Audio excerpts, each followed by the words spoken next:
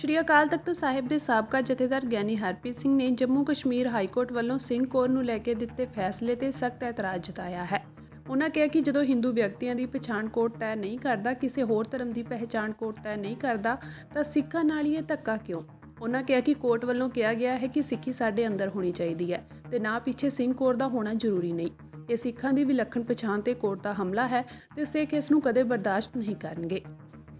ਤੇ Jammu Kashmir high court ਵੱਲੋਂ ਜਿਹੜਾ ਫੈਸਲਾ ਦਿੱਤਾ ਗਿਆ ਹੈ, ਗੁਰਦੁਆਰਾ ਕਮੇਟੀ ਦਾ ਮੈਂਬਰ ਬਣਨ ਵਾਸਤੇ ਸਿੰਘ ਜਾਂ ਕੌਰ ਜਿਹੜਾ ਹੈ ਉਹ ਨਾਮ ਦੇ ਪਿੱਛੇ ਜ਼ਰੂਰੀ ਨਹੀਂ ਹੈ, ਕਿਉਂਕਿ ਧਰਮ ਜਿਹੜਾ ਉਹ ਮਨ ਦੇ ਵਿੱਚ ਹੁੰਦਾ ਹੈ। ਇਹ ਬਿਲਕੁਲ ਹੀ ਗੈਰ ਮਰਿਆਦਤ ਜਿਹੜਾ ਹੈ ਉਹ ਫੈਸਲਾ ਹੈ। ਸਿੱਖ ਧਰਮ ਦੀ ਮਰਿਆਦਾ ਦੇ ਅਨੁਸਾਰ ਨਹੀਂ ਹੈ। ਇਹ ਫੈਸਲਾ ਮੇਲ ਨਹੀਂ ਖਾਂਦਾ ਸਿੱਖ ਧਰਮ ਦੀ ਰਹਿਤ ਮਰਿਆਦਾ ਦੇ ਨਾਲ, ਔਰ ਇਹ ਮੰਦਭਾਗਾ ਫੈਸਲਾ ਹੈ।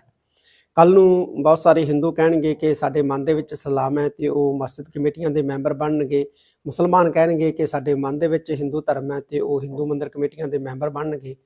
ਜੇ ਇਹ ਪ੍ਰਵਾਨ ਨਹੀਂ ਹੈ ਤੇ ਫਿਰ ਕੋਈ ਵੀ ਜਿਹੜਾ ਹੈ ਉਹ ਗੈਰ ਸਿੱਖ ਬੰਦਾ ਇਹ ਕਹਿ ਕੇ ਗੁਰਦੁਆਰਾ ਕਮੇਟੀ ਦਾ ਮੈਂਬਰ ਕਿਵੇਂ ਬਣ ਸਕਦਾ ਹੈ ਕਿ ਮੇਰੇ ਮਨ ਦੇ ਵਿੱਚ ਸਿੱਖ ਧਰਮ ਹੈ?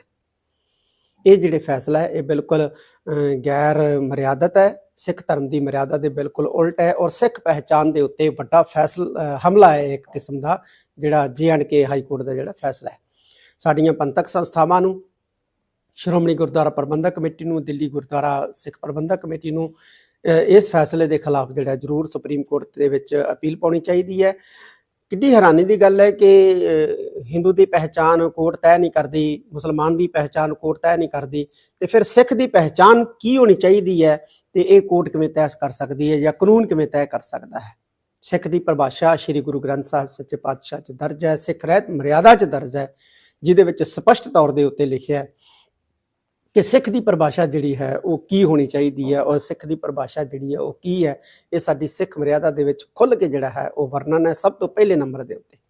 ਤਾਂ ਇਸ ਕਰਕੇ ਜੰਮੂ ਤੇ ਕਸ਼ਮੀਰ ਹਾਈ ਕੋਰਟ ਦਾ ਜਿਹੜਾ ਇਹ ਫੈਸਲਾ ਹੈ ਇਹ ਸਿੱਖ ਪਹਿਚਾਣ ਦੇ ਉੱਤੇ ਇੱਕ ਕਿਸਮ ਦਾ ਹਮਲਾ ਕਰਨ ਤੋਂ ਲੈ ਫੈਸਲਾ, ਇਹਨੂੰ ਪ੍ਰਵਾਨ ਨਹੀਂ ਕੀਤਾ ਜਾ ਸਕਦਾ। ਵਾਹਿਗੁਰੂ ਜੀ ਖਾਲਸਾ, ਵਾਹਿਗੁਰੂ ਜੀ ਕੀ ਫਤਿਹ। ਬਹੁਤ ਵਾਰੇ ਲਫ਼ਜ਼ ਕਹੇ ਨੇ ਕਿ ਮਾਈਨੋਰਟੀਜ਼ ਜਿਹੜੀਆਂ ਨੇ ਉਹ ਪੂਰੀ ਦੁਨੀਆ ਦੇ ਵਿੱਚ ਕਿਤੇ ਵੀ ਸੇਫ ਨਹੀਂ ਹੈ, ਚਾਹੇ ਉਹ ਕਿਸੇ ਵੀ ਧਰਮ ਨਾਲ ਸੰਬੰਧਿਤ ਨੇ। ਪਾਕਿਸਤਾਨ ਦੇ ਵਿੱਚ ਵੀ ਮਰਦਾਨ ਦੇ ਵਿੱਚ ਇੱਕ ਘਟਨਾ ਜਿਹੜੀ ਹੈ ਸਾਹਮਣੇ ਆਈ ਹੈ ਕਿ ਸਰਦਾਰ ਅਮਰਜੀਤ ਸਿੰਘ ਨਾਮ ਦੇ ਇੱਕ ਦੁਕਾਨਦਾਰ ਨੂੰ ਉਹਦੇ ਗੁਆਂਢੀ ਨੇ ਜਿਹੜਾ ਹੈ ਉਹ ਛੁਰਿਆਂ ਦੇ ਨਾਲ ਜਿਹੜਾ ਹੈ ਉਹ ਹਮਲਾ ਕਰਨ ਦਾ ਉਹਦੇ ਤੇ ਯਤਨ ਕੀਤਾ ਹੈ। ਜਾਨ ਉਹਦੀ ਬੇਸ਼ੱਕ ਬਚ ਗਈ ਹੈ, ਜ਼ਖਮੀ ਹੈ, ਪਰ ਪਾਕਿਸਤਾਨ ਸਰਕਾਰ ਨੂੰ ਇਸ ਹਮਲੇ ਦੇ ਵਿਰੁੱਧ ਦੇ ਵਿੱਚ ਜੋ ਵੀ ਦੋਸ਼ੀ ਹੈ ਉਹਦੇ ਤੇ ਕਾਰਵਾਈ ਕਰਨੀ ਚਾਹੀਦੀ ਹੈ। ਅਜਿਹੀਆਂ ਘਟਨਾਵਾਂ ਮੁੜ ਕੇ ਜਿਹੜੀਆਂ ਉਹ ਨਾ ਵਾਪਰਨ, ਪਾਕਿਸਤਾਨ ਸਰਕਾਰ ਨੂੰ ਘੱਟ ਗਿਣਤੀਆਂ ਦੀ ਸੁਰੱਖਿਆ ਯਕੀਨੀ ਬਣਾਉਣੀ ਚਾਹੀਦੀ ਹੈ।